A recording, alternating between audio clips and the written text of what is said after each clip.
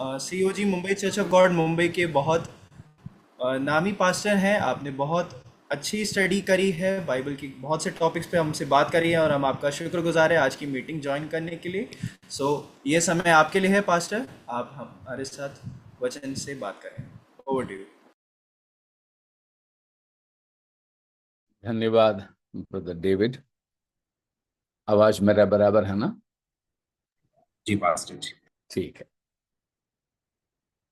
त्रिएक परमेश्वर का मैं शुक्रगुजार हूं। इस सुंदर समय प्रभु ने हमारे जीवन में दी है कि कुछ हफ्तों के बाद फिर से एक बार हम मिलकर के आत्मिक संगति रखें। और जगह जगह में परमेश्वर हम सबको संभाले रखा है अभी तक। मैं परमेश्वर को धन्यवाद दूंगा और इसमें जुड़े हुए आप सभी प्रियजन का मसीह यीशु के नाम से मैं वंदना करता हूं। खास तौर पर सभापति के तौर पर इस सभा की अध्यक्षता कर रहे हैं प्रिय ब्रदर डेविड, और मुझे इसके लिए मुझसे बात की और मेरे मित्र प्रभु के दास सयान और आप सबका भी। और हम शीघ्र परमेश्वर की वचन की ओर अपना ध्यान को ले जाते हैं। हम परमेश्वर की वचन के ही बारे में सीख रहे हैं पिछले एक दो सत्रों से। शायद मैं सोचता हूं कि आप सभी पिछले सत्रों में भी शामिल थे, तो आपको याद होंगे हम खुदा की कलाम, वर्ड ऑफ गॉड, परमेश्वर की वचन के बारे में सीख रहे थे। वचन उसका मूल शब्द है लोगोस। उसका मतलब मैंने बताया था, आप किसी को याद है वचन का मतलब?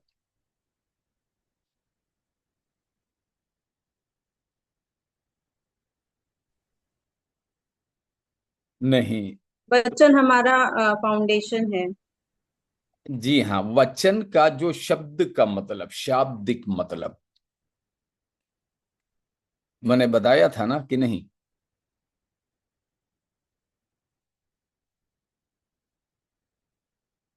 ठीक है, तो एक और बार बताता हूं।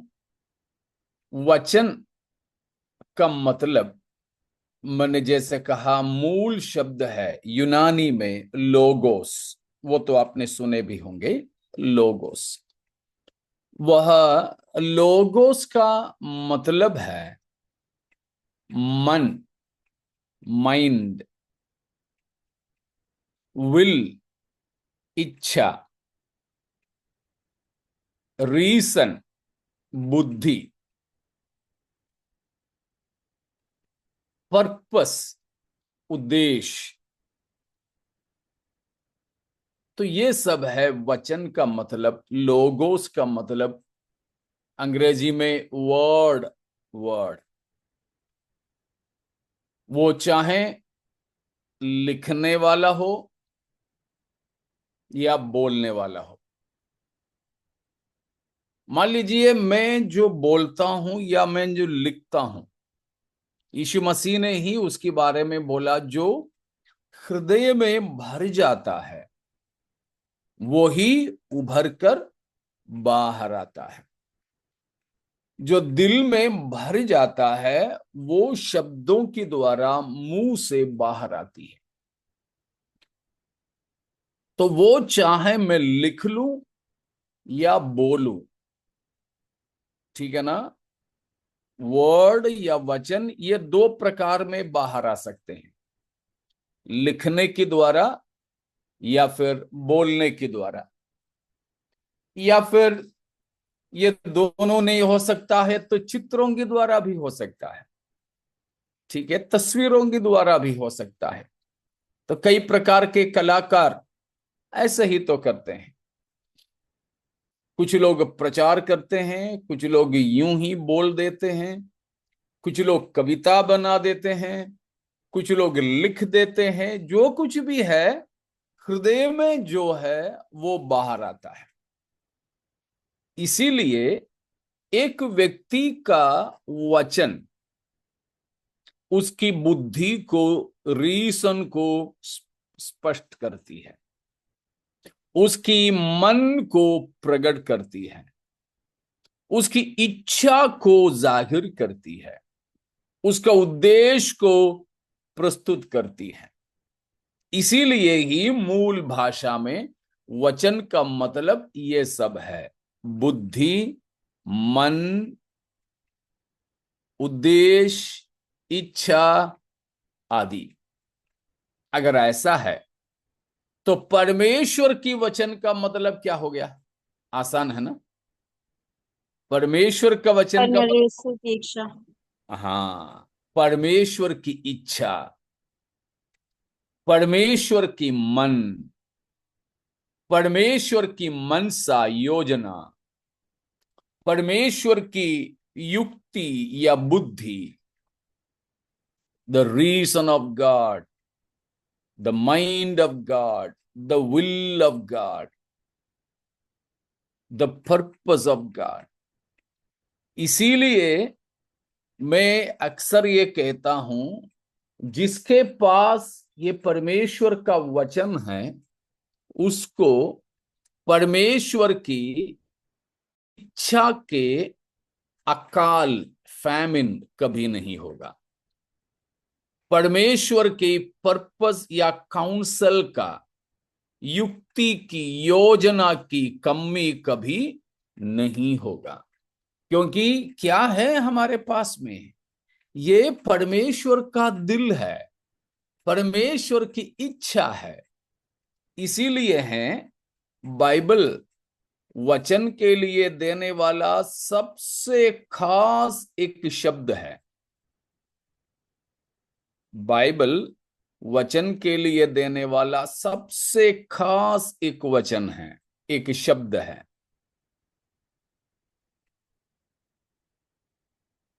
वो है दूसरा तिमुथी 3:16। दूसरा तिमुथी 3:16 पढ़ लीजिए। संपूर्ण पवित्र शास्त्र परमेश्वर की प्रेरणा से रचा गया है और उपदेश और समझाने और सुधारने और धार्मिकता की शिक्षा के लिए लाभदायक है, जिससे ताकि परमेश्वर का जन सिद्ध बने और हर एक भले काम के लिए तत्पर हो जाए। Praise God.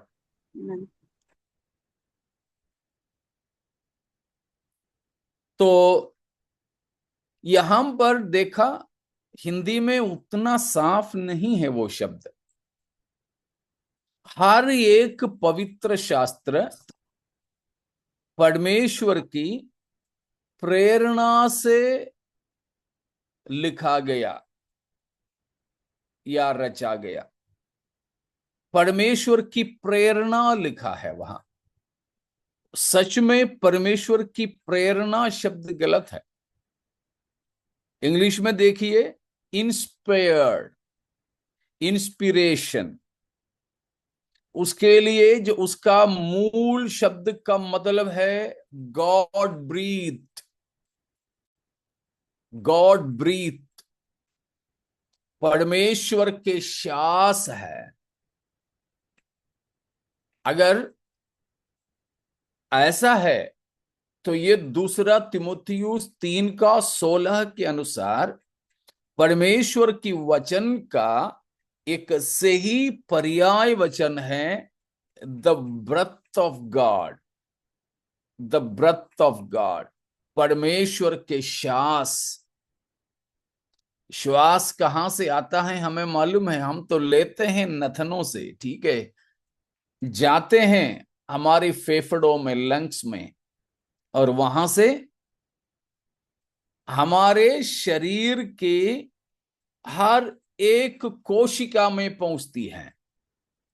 हर एक कोशिका में, जिस जिस हमारे शरीर में जितना भी टिश्यूज है, कोशिकाएं हैं जिंदा, जिसमें जान है, उन सभी में ये जो प्राणवायु हम जो खींचते हैं पहुंच जाते हैं। हम अगर श्वास बाहर फेंके या हम फूंकें, वो हमारे अंदर से आता है, अंदर से आता है। जिस व्यक्ति के अंदर कुछ बीमारियां हैं, उसकी श्वास में बदबू होता है, उसकी श्वास में कीटाणु में होती है। इसलिए कोरोना के समय में हमें मास्क लगाना सिखाया। हम छींकें, थूकें, बोलें, बातें करें, तब भी हमारे अंदर से कुछ बाहर निकलती है। तो परमेश्वर का वचन इसीलिए क्या है? परमेश्वर का श्वास है। वो परमेश्वर के अंदर से आता है। वो परमेश्वर की योजना को प्रकट करता है, परमेश्वर की इच्छा को जाहिर करती है, परमेश्वर की मन को खुल्लम खुल्लम हमारे सामने प्रकट करती है। इसीलिए हमें वचन मिला तो मतलब परमेश्वर की मन मिला है, परमेश्वर की इच्छा का प्रकटीकरण हुआ है। उस रीति से हमें परमेश्वर के वचन को समझना चाहिए। तो वचन का मतलब हमने देखा, बिल्कुल सरलता से वचन का मतलब है मन, परमेश्वर की इच्छा आदि। वो वचन हम पहले क्लास में सीखे थे। ये मेरे ख्याल से तीसरा सत्र है हमारा। हम पहले सत्र में ही सीखे थे परमेश्वर की वचन की 3 रूप के बारे में। वो तो आपको याद होंगे, है ना? जी पास्टर जी। जी, मौखिक वचन, लिखित वचन और फिजिकल या देहधारी वचन, स्पोकन वर्ड, रिटन वर्ड और फिजिकल वर्ड। बिल्कुल। तो मौखिक वचन परमेश्वर की मुख से निकलने वाला वचन, दूसरा लिखित, और तीसरा शरीर धारण किया हुआ वचन, या उसका दूसरा एक नाम है जीवित वचन। लेकिन हम अभी पहले वाले में हैं कि परमेश्वर की मौखिक वचन, मुख से निकलने वाले वचन। और एक बार हम पढ़ेंगे यशायाह 55 का 10 और 11। यशायाह 55, यशायाह 55, 10 and 11। जिस प्रकार से वर्षा और हिम आकाश से गिरते हैं और वहां यूं ही लौट नहीं जाते, वरन भूमि पर पड़कर उपज उपजाते हैं, जिससे बोने वाले को बीज और खाने वाले को रोटी मिलती है, उसी प्रकार से मेरा वचन भी होगा जो मेरे मुख से निकलता है। वह व्यर्थ ठहर कर मेरे पास ना लौटेगा, परंतु जो मेरी इच्छा है उसे वह पूरा करेगा, और जिस काम के लिए मैंने उसको भेजा है उसे वह सफल करेगा। हालेलुया। देखा, उसमें बताया कि जो वचन मेरे मुख से निकलेगा, उसमें से हैं हमने मौखिक वचन, स्पोकन वर्ड जो कहा है, परमेश्वर की मुख से निकलने वाला वचन, मुख से निकलने वाला वचन। 11वां वचन है जिसमें बताया, लेकिन वो 10 से शुरू हुआ है, जो मेरे मुख से निकलता है। देखा, उसमें 2 शब्दों का प्रयोग पवित्र आत्मा ने वहां किया है। वो वचन व्यर्थ ठहर कर मेरे पास न लौटेगा। उसके बाद की 2 शब्द देखिए, परंतु जो मेरी इच्छा है वो पूरा करेगा। दूसरा शब्द, जिस काम के लिए, मतलब जिस उद्देश्य के लिए मैंने उसको भेजा है, उसे वह सफल करेगा। तो प्रभु की मौखिक वचन फालतू नहीं है। उसके पीछे एक इच्छा है और एक उद्देश्य है।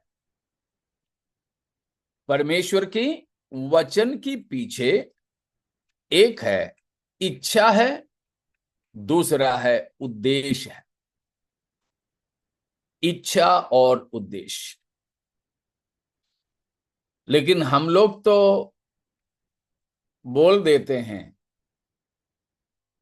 बताए जाते हैं कि एक मर्द, एक पुरुष एक दिन में 7,000 शब्द बोलता है,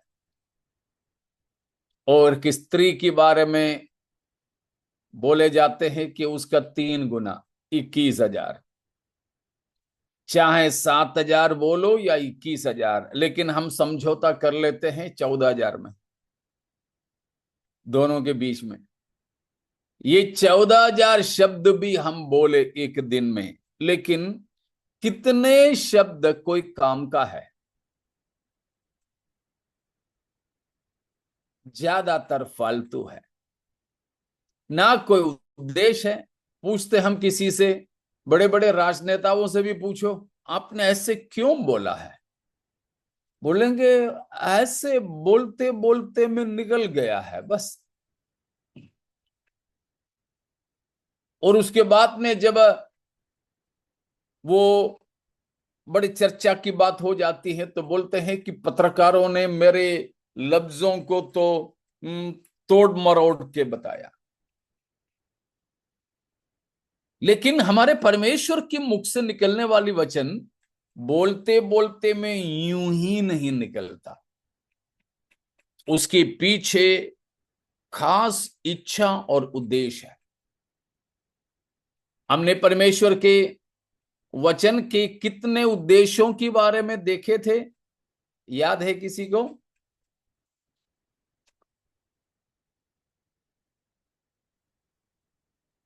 सबसे पहला सत्र में हम देखे थे परमेश्वर की वचन सबसे पहला रचनात्मक है, सृष्टि करता है, creating anything out of nothing. शून्य से कुछ भी बनाने में सक्षम है, रचनात्मक है परमेश्वर का वचन। और दूसरा हमने देखा था केवल शून्य से बनाना ही नहीं, या दूसरा फिर क्या था बताइए, किसी को याद है तो? रिक्रिएशन। रिक्रिएशनल है, जो था बिगड़ गया उसको दोबारा बनाने में परमेश्वर का वचन सक्षम है। तो शून्य से कुछ भी बनाने में और बिगड़े हुए किसी भी वस्तु को सुधारने में, पुनः सृष्टि करने में परमेश्वर का वचन सक्षम है। उसके बाद का कुछ याद है? तीसरा, मुर्दों में से जिलाने में। मुर्दों को जिलाने के लिए प्रभु का मौखिक वचन सशक्त है, सक्षम है।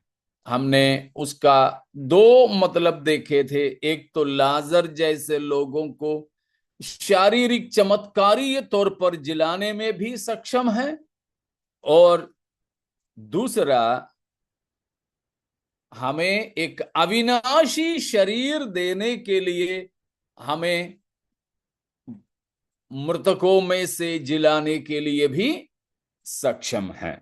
ठीक है, आगे कुछ?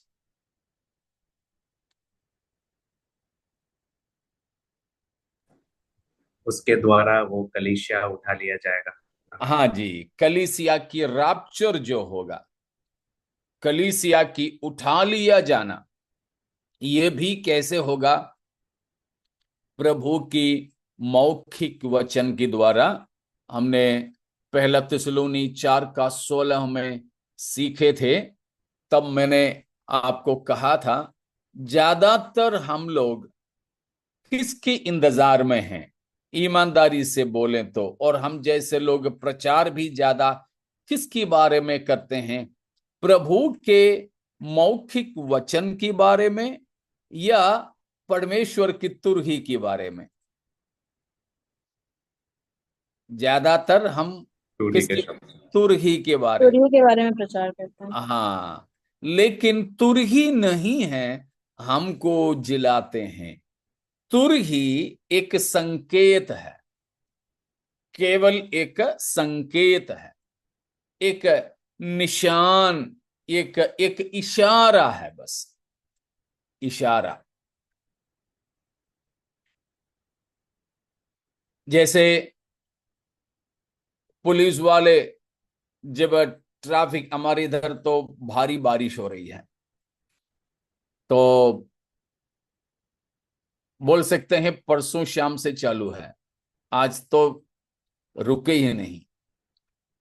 सड़कों में जाते तो जाम लग जाते हैं, रात को भी जाएं तो पुलिस वाले बहुत खड़े रहते बेचारे बारिश में, लेकिन वे सीटी मारते रहते हैं। केवल सीटी मारना उनका एक इशारा है, रुकने के लिए, जाने के लिए, कुछ कुछ। लेकिन हमको आगे बढ़ाने वाली जो ताकत उनकी सीटी नहीं है। मैं कभी कभी परिवार के साथ में जब गाड़ी में जाते हैं तो बोलता हूं, देखो वो पुलिस वाले की उंगलियों में या हाथों में कितना ताकत है। तो मेरी पत्नी बच्चे पूछते क्यों?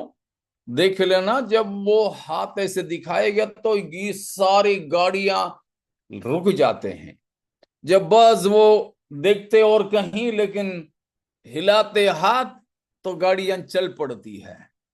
क्यों? उनकी हाथ की ताकत है, वो केवल एक इशारा है, जाओ, संकेत है, संकेत है। इसी तरह कलीसिया को धरती से उठा ले जाने का संकेत मात्र है प्रभु का, परमेश्वर का तुरही। और हम लोग, प्रचारक लोग, कभी कभी बड़ा भावुक होकर के प्रचार करते हैं कि स्वर्गदूत सब तो कतार से खड़े हैं और तुरहियां लेकर बस होठों में लगाया है, बस परमेश्वर 1 2 3 फूंको बोलने के इंतजार में है कि वे फूंक दे, मुंह पे लगा के खड़े हैं। तो ऐसे हैं तो ये तुरही कौन फूंकने जा रहे हैं? स्वर्गदूत नहीं। हमको ले जाने का काम, कलीसिया को उठा ले जाने के काम स्वर्गदूतों का नहीं है,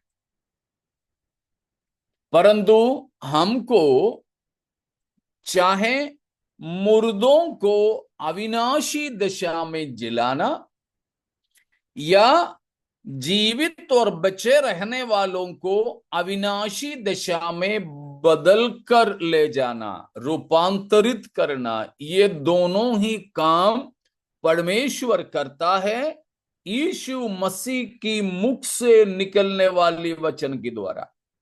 इसीलिए है पहला थिस्सलुनी 4:16 में हम पढ़े थे, या उस एक और बार उस वचन को पढ़िए।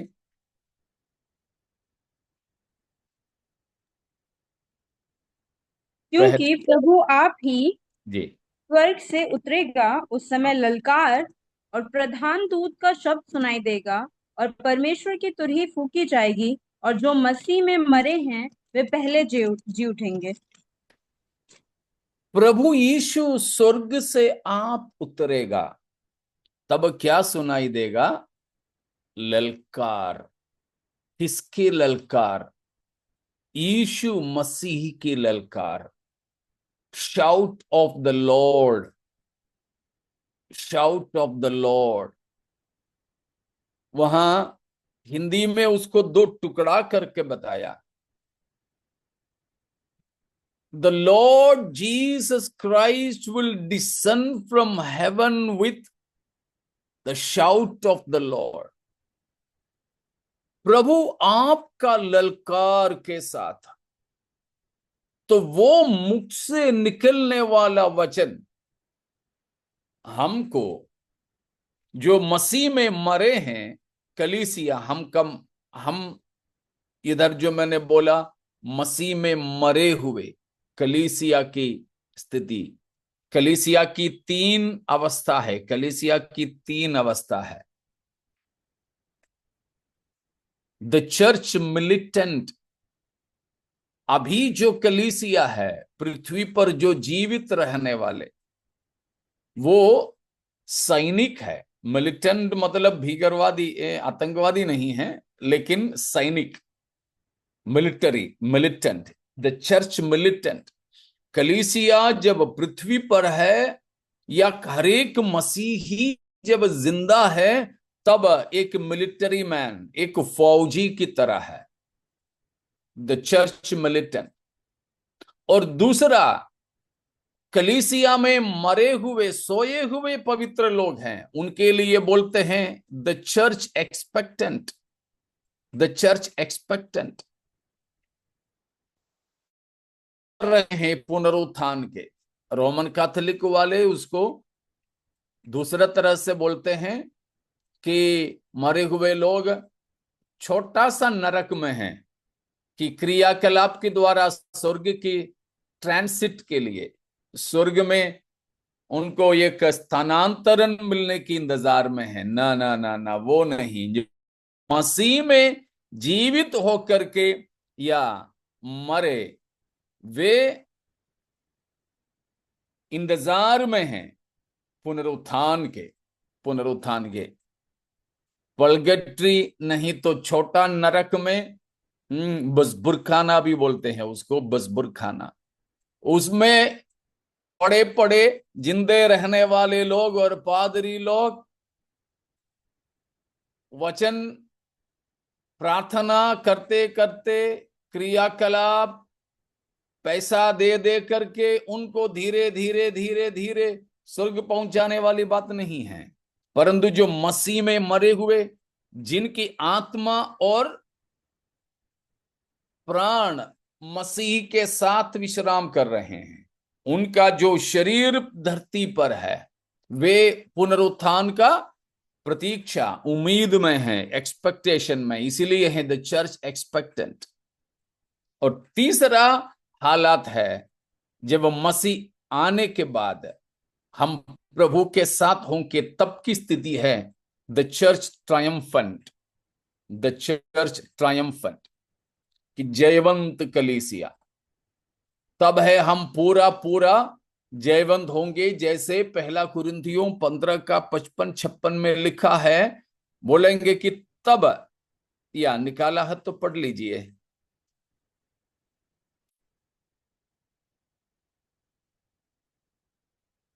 पहला कुरिन्थियों 15वां अध्याय का हे मृत्यु तेरी जय कहाँ रही, हे मृत्यु तेरा उसका डंक कहाँ उसका रहा। उसका एक और वचन ऊपर से पढ़ लीजिए।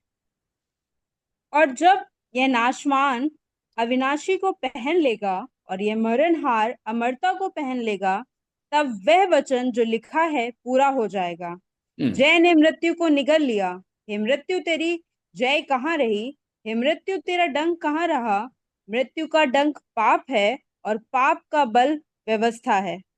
जब प्रभु यीशु मसीह आएंगे, कलीसिया उठा ली जाएगी, तब वो वचन पूरा हो जाएगा। मतलब ये मरणहार अमरता को और ये नाशवान अविनाशी को पहन लेगी। तब वो वचन पूरा होगा कि जय ने मृत्यु को निगल लिया है। मृत्यु को जय स्वालो कर लिया, निगल लिया। तो उस प्रकार मृत्यु पर जयवंत होकर जी उठने के बाद कलीसिया ट्रायम्फेंट, जयवंत हो जाती है। तो ये सब मसीह के मौखिक वचन के द्वारा होता है। ठीक है, उसके बाद में कुछ सीखे थे अपन। ये लास्ट पॉइंट था पास्टर। ये लास्ट पॉइंट था। तो एक और बात हम देखते हैं, मौखिक वचन के द्वारा क्या होता है। पढ़ेंगे हम दूसरा पत्रस 3:5। दूसरा पत्रस 3:5। वे तो जानबूझकर यह भूल गए कि परमेश्वर के वचन के द्वारा आकाश प्राचीन काल से विद्यमान है और पृथ्वी भी जल में से बनी और जल में स्थिर है। अब रुकिएगा, वहां पर है हमने जो हमारे सबसे पहला पॉइंट का सबूत है ये कि परमेश्वर की वचन सृजनहारा है। परमेश्वर का वचन रचनात्मक है। प्राचीन काल से परमेश्वर अपने वचन के द्वारा आकाश और पृथ्वी को बनाया। ठीक है, आगे पढ़िएगा। इसी के कारण उस युग का जगत जल में डूबकर नष्ट हो गया। रुकिए, उसी के कारण, किसी के कारण? परमेश्वर के मौखिक वचन के कारण। जिस मौखिक वचन से शून्य से आकाश और पृथ्वी बनाई गई थी, उसी रचनात्मक वचन के द्वारा, वो है उसी के कारण, उसी वचन के कारण उस पुराने युग की दुनिया क्या हुआ था? पढ़िए सिस्टर। नाश। इसी के कारण उस युग का जगत जल में डूबकर नष्ट हो गया था। जल में डूबकर नष्ट हो गया। आगे पढ़ेंगे। पर वर्तमान काल के आकाश और पृथ्वी उसी वचन के द्वारा इसलिए रखे गए हैं कि जलाए जाएं, और ये भक्तिहीन मनुष्यों के न्याय और नष्ट होने के दिन तक ऐसे ही रखे रहेंगे। अब देखा, उसी वचन के द्वारा, किसी वचन? मौखिक वचन। आदि में सबको शून्य से बनाने वाला वचन। फिर भक्तिहीन लोगों की पुरानी दुनिया को जल प्रलय के द्वारा नष्ट करने वाला उसी वचन के द्वारा अब क्या होने वाला है? वर्तमान युग के आकाश और पृथ्वी, उसका क्या होगा? रिक्रिएशन। कैसे? नहीं, वो पहले जब जलाए जाएं। जलाए जाएं। जलाए जाएं मतलब यहां है परमेश्वर की मौखिक वचन के द्वारा जजमेंट, न्याय होता है। उसको हम ऐसे भी बोल सकते हैं, परमेश्वर के वचन, मौखिक वचन के द्वारा विनाश भी होता है। केवल प्रभु का वचन सृजनहारी ही नहीं, वो विनाशकारी भी है। एक ही वचन से बनाया भी जाता है, उसी वचन से नष्ट किया भी जाता है। दूसरा पत्रस ही 3 अध्याय में 10, 11, 12 भी पढ़ लीजिए। 10 और 11। परंतु प्रभु का दिन चोर के समान आ जाएगा। उस दिन आकाश बड़ी हड़हड़ाहट के शब्द से जाता रहेगा और तत्व बहुत ही तप्त होकर पिघल जाएंगे और पृथ्वी और उस पर के काम जल जाएंगे। जबकि ये सब वस्तुएं इस रीति से पिघलने रुकिए वाली हैं। रुकिए रुकिए। आकाश और पृथ्वी का अभी जिसमें हम रहते हैं क्या होगा? लिखा है आकाश बड़े ही हड़हड़ाहट की शब्द से जाता रहेगा, और पृथ्वी जिस पर हम रहते हैं, जिसकी माटी के लिए तो माँ बाप के बीच में, माँ बाप और बच्चों के बीच में, भाई भाई के बीच में खून और हत्या होता है, केस लड़ते हैं, पुलिस आते हैं, इस पृथ्वी का क्या होगा? बड़े जल जाएगा। तप्त होकर इसकी तथ्य जो जल जाएंगे। पिघलने पर है सब, पिघलने पर। इसको पिघलाने के लिए तो खुदा ने कहीं तो पेट्रोल भर के रखा है, अभी ईरान में जल रही है, कहीं तो कोयला भर के रखा है, कहीं तो सोना चांदी लोहे के जो मूल वस्तुएं भर के रखे हैं, ये सब ज्वलनशील है, सब ज्वलनशील है। समुद्र में, अरब महासागर में, केरल में एक जहाज, एक जहाज में आग लगी, 1 हफ्ता करीब हो गया, अब तक आग नहीं बुझा है। पानी में है, समुद्र में है। तो परमेश्वर इन सारे चीजों को ज्वलनशील बना के रखा है। यह सब कुछ जल जाने वाला है। सोना चांदी, ठीक है ना, हमारे मकाने, गाड़ियां, सब जल जाएंगे।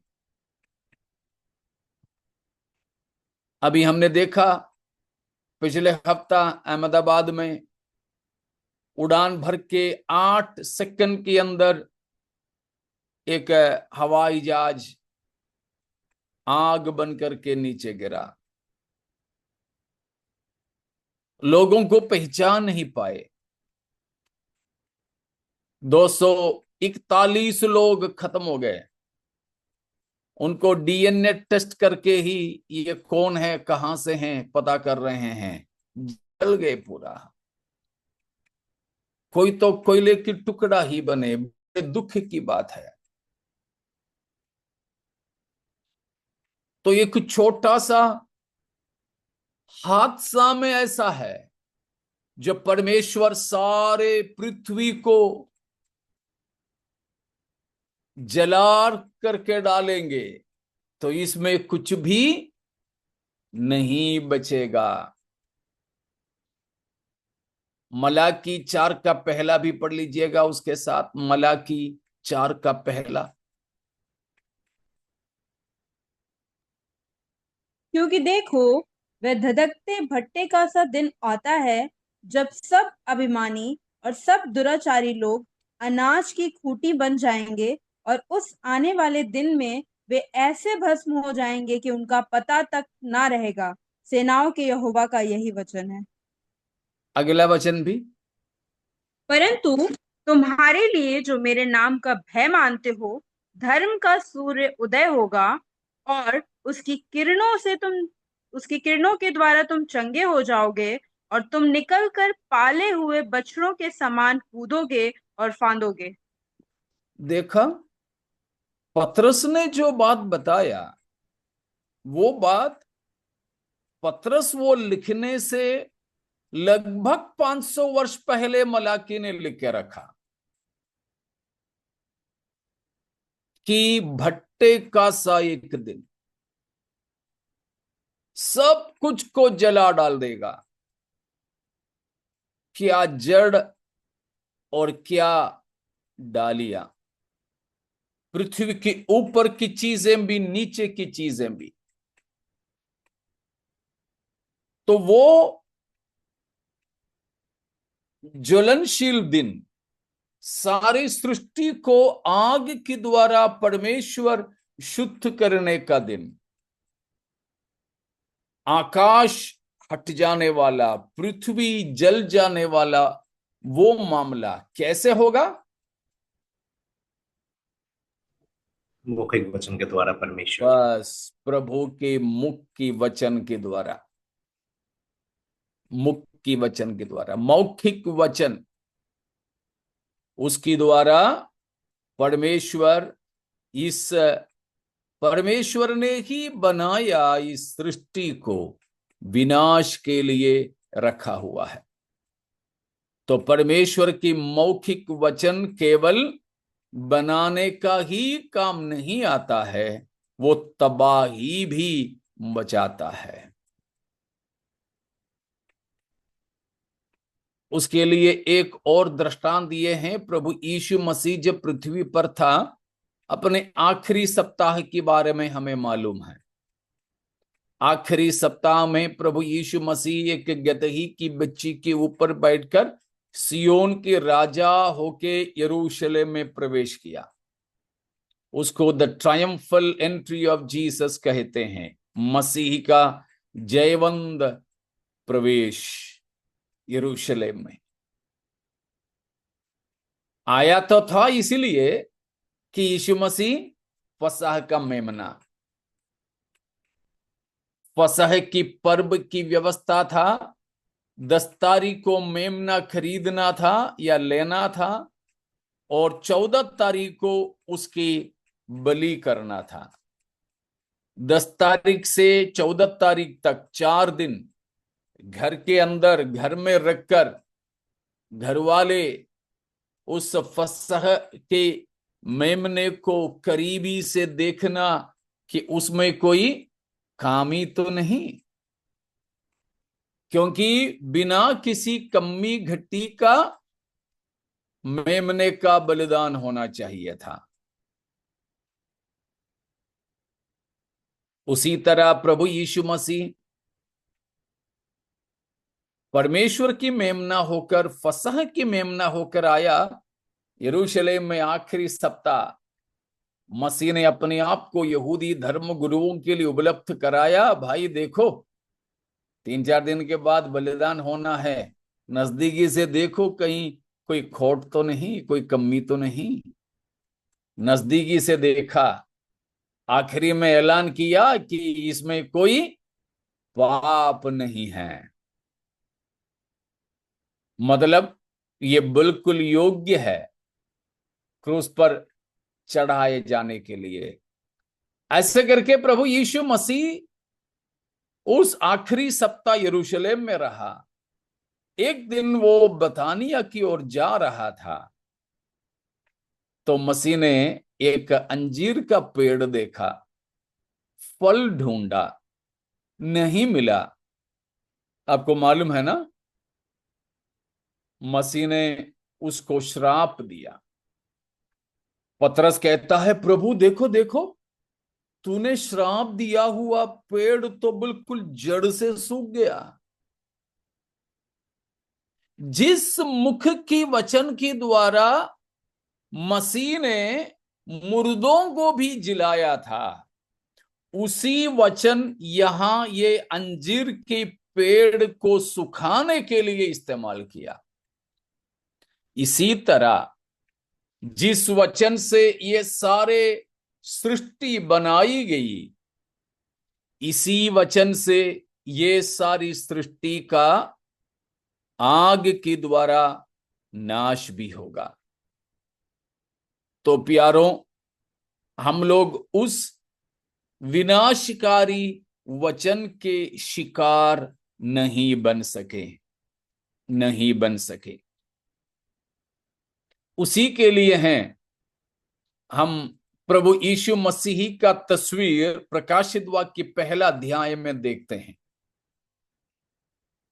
प्रभु यीशु मसीह का काय प्रदर्शन, मसीह के शरीर का एक प्रदर्शन हम यूहन्ना के द्वारा प्रकाशित वाक्य पहला अध्याय में देखते हैं।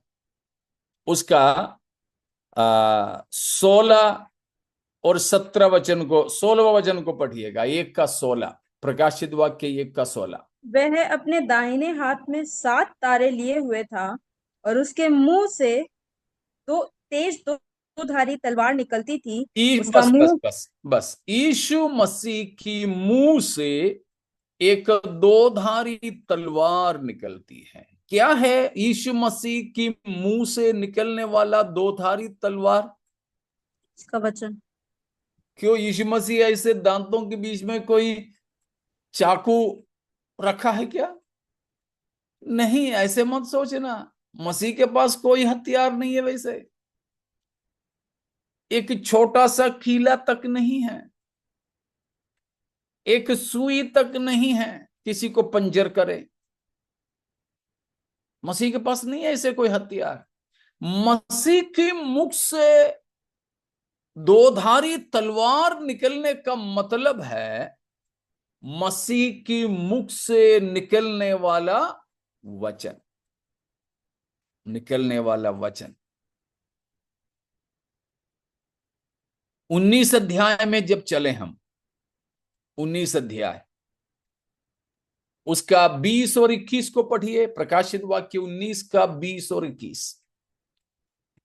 वह पशु और उसके साथ वह झूठा भविष्यवक्ता पकड़ा गया, वहां जिसके पर रुकिए रुकिए अंजू, वहां पर प्रभु यीशु मसीह की दोबारा पृथ्वी पर आगमन के समय वहां पशु जो कहा है वो झूठा मसीह है और उसकी चेला है झूठा भविष्यद्वक्ता।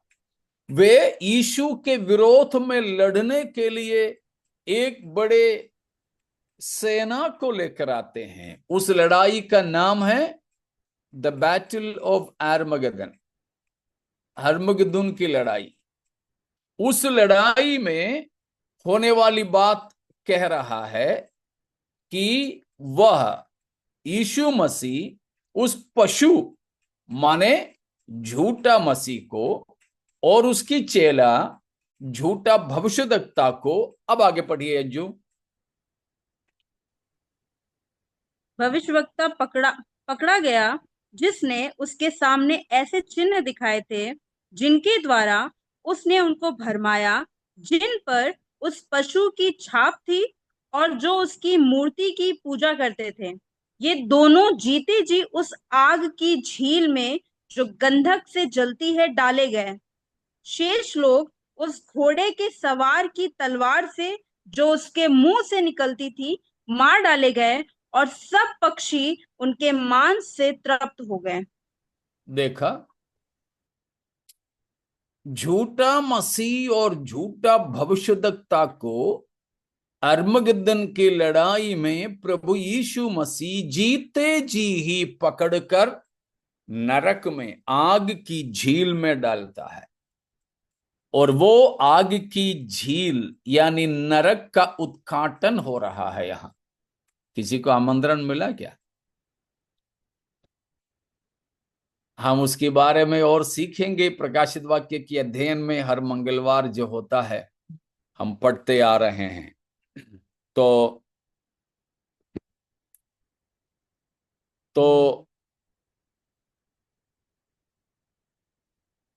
उसमें प्रभु यीशु मसीह झूठा मसीह और झूठा भविष्यद्वक्ता को पकड़कर जीते जी आग की झील में डालता है। उसके बाद की बात है हमारी क्या है? उसके बाद उसकी जो सेना है, बहुत सारे अनगिनत लोग हैं। क्या करता है मसीह?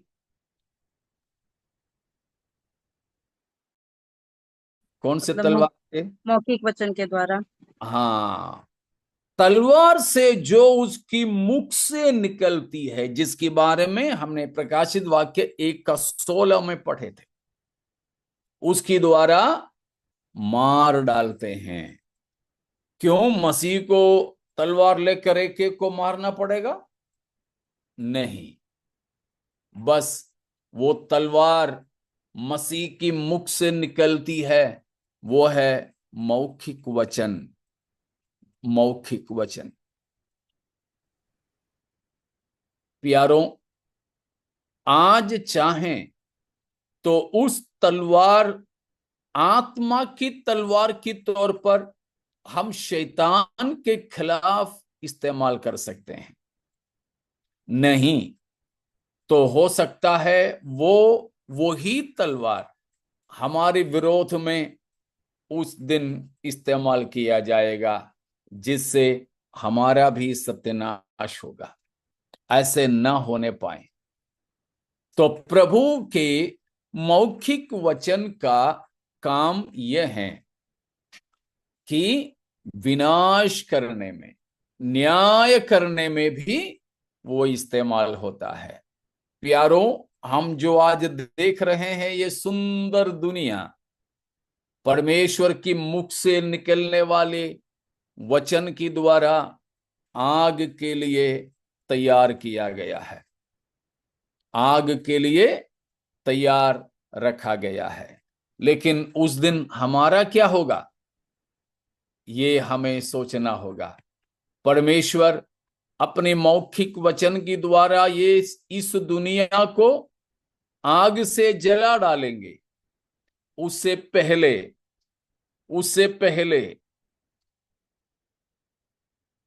उसी प्रभु का वचन आसमां में गूंजेगा।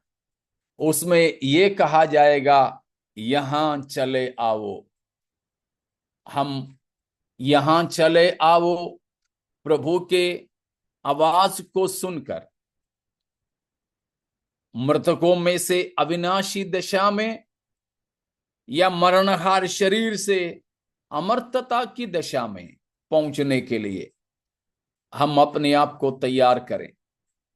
हमारे लिए क्रूस पर मारा गया, गाड़ा गया, फिर जी उठा यीशु मसीह के द्वारा पापों की क्षमा पाकर प्रभु यीशु मसीह को अपना प्रभु और स्वामी अंगीकार करते हुए पापों से मन फिराएं, पानी में डूबकर पिता पुत्र पवित्र आत्मा के नाम से बपतिस्मा लेके पवित्र जीवन हम बिताएं, ताकि प्रभु के मौखिक वचन हमारे लिए विनाशकारी ना हो, परंतु वो वचन गूंजते समय हम ये मरणहार शरीर से अमर्तता की ओर और ये नाशवान अवस्था से अविनाशी की ओर बदल जाएं। उसके लिए हमारे प्रभु की वाणी गूंजने पर है और हम भी उस वचन को सुने और उठा लिए जाने वालों में हों, ताकि हम मसीह के साथ और मसीह के समान होकर आनंद राज्य मसीह के संग संग रह सकें। इन वचनों के द्वारा परमेश्वर हमें आशीष देवे। Praise the Lord. Thank you so much pastor, आपने अपनी इस प्रभु के कलाम से आपने हमें बहुत सी चीज़ों को सिखाया। प्रभु आपको आशीष दे, आपकी सेवकाई को और बढ़ाए। और हम धन्यवाद देना चाहते हैं कि जिस तरह से आपने बहुत अच्छी तरीके से समझाया कि प्रभु का वचन सिर्फ सृष्टि करने में और जिलाने में और सुंदरता के लिए भी नहीं, लेकिन साथ ही साथ न्याय करने के लिए भी आता है। तो जब समय आएगा तो उसका परमेश्वर का वचन हमारे ऊपर न्याय भी करेगा, तो हमें उसके हिसाब से तैयार रहने की ज़रूरत है। तो thank you so much pastor, आपने इन वचनों को रखा। और साथ ही साथ हम धन्यवाद देंगे पास्टर ऑगस्टिन सैमसन का, जो हमारे साथ आज जुड़े हुए हैं। मैं आप ही से अनुरोध करूंगा पास्टर ऑगस्टिन कि हमारी आखिरी दुआ करें, और फिर मैं अनुरोध करूंगा पास्टर वर्गीस से कि वो बेनेडिक्शन में हमारी अगुवाई करें।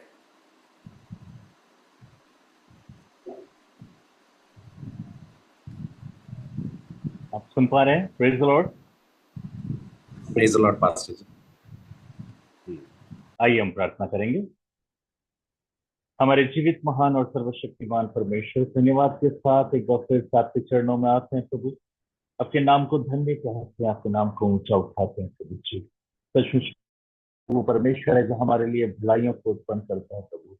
तो वो परमेश्वर है जो हमसे ऐसा प्रेम करता है कि अपने इकलौते पुत्र को हमारे लिए दे दिया प्रभु, कि हम नाश ना हो परंतु अनंत जीवन के भागीदार हो जाए प्रभु। तेरा वचन कहता है प्रभु, हम मिट नहीं गए, ये तेरी महाकरुणा का फल है। तेरी करुणा प्रति भोर को हमारे जीवन में नहीं हो जाती है, उसके लिए हम तुझे धन्यवाद देते हैं प्रभु। तेरे उपकारों और भलाइयों के लिए हम तुझे धन्यवाद देते हैं प्रभु, जो दिन प्रतिदिन तो हमारे जीवन में करता है प्रभु जी। सचमुच में प्रभु हम धन्यवाद का कटोरा उठा के प्रभु तेरे सन्मुख आते हैं प्रभु, और तेरे नाम को धन्य कहते हैं प्रभु जी। विशेष करके प्रभु जी हम धन्यवाद देते हैं प्रभु, आज तूने मुझे ये अवसर दिया प्रभु के आज अपने लोगों के साथ में प्रभु, तेरे प्रिय लोगों के साथ में मिलकर प्रभु इस जूम मीटिंग के माध्यम से प्रभु उनके साथ जुड़कर प्रभु तेरे नाम की महिमा करने पाए प्रभु जी। विशेष करके हम प्रार्थना करते हैं प्रभु के दास के लिए, जिन्होंने वचन के द्वारा प्रभु जी हमसे बात किया प्रभु जी, और खुदावन जो वचन के साथ उन्होंने जो सिखाया प्रभु, उसके लिए हम तुझे धन्यवाद देते हैं प्रभु। होने दे तेरा वचन प्रभु हमारे हृदयों के अंदर, और जितने लोगों ने सुना है प्रभु उनके हृदयों के अंदर 100 गुना प्रतिफल लेकर आने पाए प्रभु। और हम प्रार्थना करते हैं प्रभु, जितने लोग इस मीटिंग के अंदर जुड़े हुए हैं प्रभु जी, उन सब के लिए हम प्रार्थना करते हैं तेरा अनुग्रह, तेरी आशीष प्रभु प्रत्येक के जीवन में बहुतायत से होने पाए प्रभु जी। वचन को सुनने वाले नहीं प्रभु, लेकिन उस पर चलने वाले प्रभु, और उस वचन को बांटने वाले तू प्रत्येक को बना दे प्रभु जी। आने वाले समय में प्रभु जी लोग तेरे वचन को लेकर खड़े होने पाए प्रभु जी, और खुदावन तेरे नाम को महिमा दे सकते प्रभु जी। हम प्रार्थना करते हैं ऑर्गेनाइजर्स के लिए प्रभु जी, और जितने लोगों ने प्रभु इस मीटिंग को ऑर्गेनाइज करने में हेल्प किया प्रभु, तो उनके साथ में भी हो प्रभु। तेरा अनुग्रह, तेरी आशीष प्रत्येक के जीवन में होने पाए प्रभु जी। इन समयों में प्रभु जब हम जानते हैं तेरा आगमन निकट है प्रभु जी, हमें ऐसी तैयारी दे प्रभु, कलीसियाएं तैयार होने पाए, लोग तैयार होने पाए प्रभु, तेरे आगमन के लिए हमें तैयार कर प्रभु जी। एक दुल्हन के समान जिसमें ना कोई दाग और ना कोई झुर्री हो प्रभु, ऐसी दुल्हन प्रभु जिसे तू चाहता है कि तेरे साथ बादलों पर उठा ली जाए प्रभु। और खुदावन होने दे प्रभु कि हम तैयार रहने पाए प्रभु जी, और तेरे नाम की महिमा हमारे जीवन से होने पाए प्रभु जी। आगे के समय को खुदावन तेरे हाथों में सौंपते प्रभु जी। हर एक बात में प्रभु हम तेरे नाम को महिमा देते हैं प्रभु। अंत में सारा आदर, मान, महिमा, इज्जत, जलाल, गौरव तुझी को अर्पण करते हुए इस नम्र विनती को उद्धार करता प्रभु यीशु के नाम से मांग लेते हैं, दया के निमित्त सुन और ग्रहण करते था। आमीन। पिता, पुत्र, पवित्र आत्मा परमेश्वर के प्रेम, अनुग्रह और संगति हम सबके साथ, दुनिया भर के सारे पवित्र लोगों के साथ, हमारे प्रभु यीशु मसीह हमें लेने आने के समय तक निरंतर होते ही रहें। आमीन। आमीन। आप सभी को धन्यवाद जुड़ने के, thank you so much pastor. Pastor ji, praise Lord pastor. Thank you. आप सभी का जुड़ने के लिए बहुत बहुत धन्यवाद। और जितने भी यहाँ पे बच्चे हैं उनके लिए बहुत एक अच्छी बात है कि कल हमारा लायन ऑफ जुड़ा का किड्स क्लब है, आप ज़रूर से उसमें ज्वाइन कीजिए, जिससे हम वचन और अच्छी अच्छी एक्टिविटीज से हम बहुत की चीज़ों को सीख सकें। प्रभु आप सभी को आशीष दे। Praise the Lord. Thank you सभी लोगों को। जय मसीह। प्रेज द लॉर्ड सभी जय को। मसीह की, सभी को जय मसीह की।